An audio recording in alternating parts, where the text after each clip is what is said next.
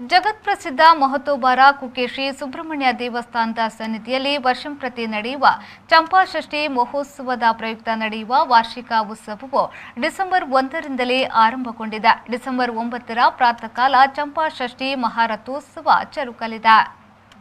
December 1ರ ಬುಧವಾರದಿಂದ ಪ್ರಾರಂಭಗೊಂಡು ಬುಧವಾರ ಕೊಪ್ಪರಿಗೆ ಏರುವುದು, ರಾತ್ರಿ ಶೇಷವಾಹನಯುಕ್ತ ಬಂಡಿ ಉತ್ಸವ, ಡಿಸೆಂಬರ್ 2ರ ಗುರುವಾರ ರಾತ್ರಿ ಶೇಷವಾಹನಯುಕ್ತ ಬಂಡಿ ಉತ್ಸವ, ಡಿಸೆಂಬರ್ 3ರ ಶುಕ್ರವಾರದಂದು ಲಕ್ಷದೀಪೋತ್ಸವ, ಡಿಸೆಂಬರ್ 4ರ ಶನಿವಾರದಂದು ಶೇಷವಿಹಾನೋತ್ಸವ, ಡಿಸೆಂಬರ್ 5ರ ಆದಿತ್ಯವಾರದಂದು ಅಶ್ವವಾಹನೋತ್ಸವ, ಡಿಸೆಂಬರ್ 6ರಂದು ಸೋಮವಾರದಂದು ಮಯೂರ ವಾಹನೋತ್ಸವ, ಡಿಸೆಂಬರ್ 7ರಂದು ರಾತ್ರಿ ಹೂವಿನ ತೇರೋತ್ಸವ, ಡಿಸೆಂಬರ್ 8ರಂದು ತೈಲವ್ಯಂಜನ ರಾತ್ರಿ ಪಂಚರಥೋತ್ಸವ, ಡಿಸೆಂಬರ್ 9ರಂದು ಪ್ರಾತಃಕಾಲ ಚಂಪಾಷಷ್ಠಿ ಮಹಾರಥೋತ್ಸವ, ಡಿಸೆಂಬರ್ 10ರಂದು ಅವಭೃತೋತ್ಸವ, ನೌಕಾ ವಿಹಾರ, ಡಿಸೆಂಬರ್ 15ರಂದು ಕೊಪ್ಪರಿಗೆ ಇಳಿಯುವುದು ಹಾಗೂ ರಾತ್ರಿ ನೀರು ಬಂಡಿ ಉತ್ಸವ ಮತ್ತು ದೈವಗಳ ನಡಾವಳಿ ಕಾರ್ಯಕ್ರಮಗಳು ಕೋವಿಡ್ ನಿಯಮಾವಳಿಯಂತೆ ಸರಳ ರೀತಿಯಲ್ಲಿ ನೆರವೇರಲಿದೆ.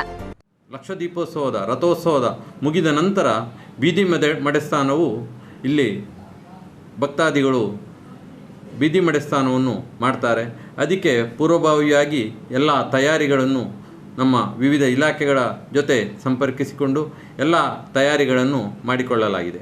ಜಾತ್ರೋತ್ಸವದಂದು ಪಂಚಮಿ ಮತ್ತು ಷಷ್ಠಿಯ ದಿವಸ ದೇವರ ಪ್ರಸಾದ ರೂಪದಲ್ಲಿ ನೀಡುವಂಥ ಭೋಜನ ಪ್ರಸಾದವನ್ನು ಆದಿಸುಬ್ರಹ್ಮಣ್ಯ ಮತ್ತು ಷಣ್ಮುಖ ಭೋಜನ ಶಾಲೆಯಲ್ಲಿ ನೀಡುವಂಥ ಕಾರ್ಯಕ್ರಮವನ್ನು ಹಮ್ಮಿಕೊಂಡಿದ್ದೇವೆ. ಜೊತೆಗೇ ವಿವಿಧ ಇಲಾಖೆಗಳ ಜೊತೆ ಸಾರಿಗೆ ಇಲಾಖೆ, ಪೊಲೀಸ್ ಇಲಾಖೆ, PWD ಅವರ ಜೊತೆ ಸಭೆಗಳನ್ನು ನಡೆಸಿಕೊಂಡು ದೇವಸ್ಥಾನದಲ್ಲಿ ನಡೆಯುವಂಥ ಜಾತ್ರೋತ್ಸವದ ಪೂರ್ವಭಾವಿಯಾಗಿ ಏನೆಲ್ಲ ಕೆಲಸ ಕಾರ್ಯಗಳು ಆಗಬೇಕು, ನಾಡಿದ್ದು ಸುಸೂತ್ರವಾಗಿ ಜಾತ್ರೋತ್ಸವ ನಡೆಯುವಂತೆ ಎಲ್ಲರ ಸಹಕಾರವನ್ನು ಕೇಳಿಕೊಂಡು ಎಲ್ಲರೂ ತಮ್ಮ ಜೊತೆ ಕೈ ಜೋಡಿಸಿಕೊಂಡು ಎಲ್ಲ ಕೆಲಸಗಳನ್ನು ಕ್ಲಪ್ತ ಸಮಯಕ್ಕೆ ಮಾಡಿಕೊಡುವಂತೆ ಒಪ್ಪಿಕೊಂಡಿರ್ತಾರೆ. ಊಟ ಮಾಡ್ತಾ ಮಾಡ್ತಾನೆ ಬಳ್ಳಿ ಬಿತ್ತಬೋದು ಬರ್ತದೆ. ಮತ್ತು ನಾಲ್ಕು ದಿನ ಕರಿತೀವಿ ಮತ್ತೊಂದು ಬೇಳೆ ಸುಮಾರು ತೀರ್ಥ ಬೇಳೆ ಮತ್ತೆಲ್ಲಂಜಿ ಅಷ್ಟಿ ಮುಟ್ಲ ಅವೇ ಬೇಳೆ ಬಿತ್ತ ಮಾಡತ್ತದ್ದು ಅದು ಬೇಳೆ ಬರತ್ತಾನಾಗ ಅಷ್ಟಿ ಮುಟ್ಟ ಬೇಳೆ ಮಾಡ್ತಾರೆ.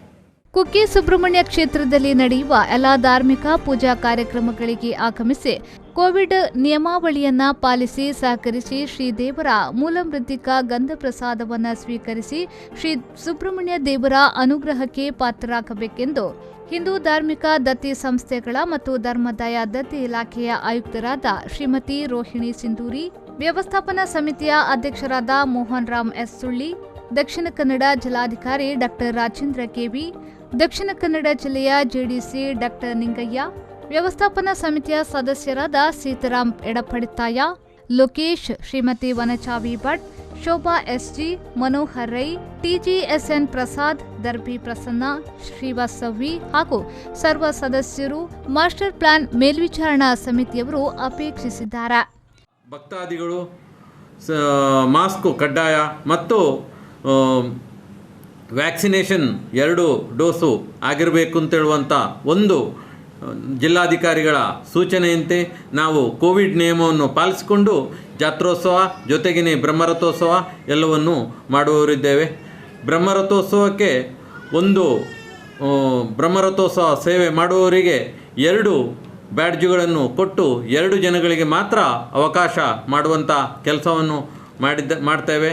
ಆ ದಿನ ಎಲ್ಲ ಭಕ್ತಾದಿಗಳು ಸ್ಯಾನಿಟೈಸರ್ ಮಾಡಿಕೊಂಡು ಮಾಸ್ಕ್ ಧರಿಸ್ಕೊಂಡು ಒಂದು ಕೋವಿಡ್ ನಿಯಮದಂತೆ ನಮ್ಮ ಜೊತೆ ಸಹಕಾರ ಮಾಡಬೇಕು ಅಂತ ನಾವು ದೇವಸ್ಥಾನದ ಪರವಾಗಿ ಎಲ್ಲ ಭಕ್ತಾದಿಗಳಲ್ಲಿ ವಿನಂತಿಯನ್ನು ಮಾಡಿಕೊಳ್ತೇವೆ. ಮತ್ತು ಜೊತೆಗೇ ನಾವು ವಿವಿಧ ಜಾಗಗಳಲ್ಲಿ ಪಾರ್ಕಿಂಗ್ ಮಾಡುವಂಥ ಕೆಲಸಗಳನ್ನು ನಾವು ಬೇರೆ ಬೇರೆ ಜಾಗಗಳನ್ನು ಗುರುತಿಸಿಕೊಂಡಿದ್ದೇವೆ.